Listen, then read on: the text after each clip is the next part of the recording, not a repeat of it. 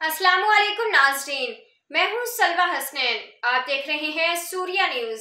आइए नजर डालते हैं आज की अहम खबरों पर। पिंड दादन खान में 8 रोजा फ्लड लाइट सर्कल टूर्नामेंट इख्तिताम पजीर हो गया। टूर्नामेंट में इलाका भर से 40 टीमों ने हिस्सा लिया।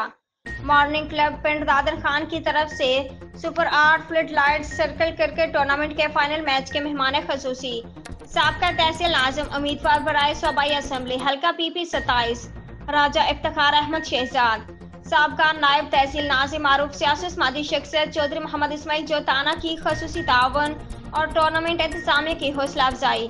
फाइनल मैच अदरीस खान 11 और यंग स्टार 11 के दरमियान खेला गया। अदरीस खान 11 ने टॉस जीतकर पहले बैटिंग करते हुए 6 ओवर्स में 25 रन का टारगेट दिया।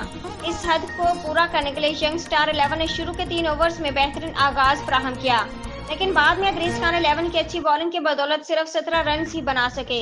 इस तरह ये मैच अदरीस खान 11 ने 8 रन से जीत लिया। मैच के इख्तिताम पर मेहमान खसूसी ने रेना रापर जीतने वाली टीम में ट्रॉफियां तकसीम की।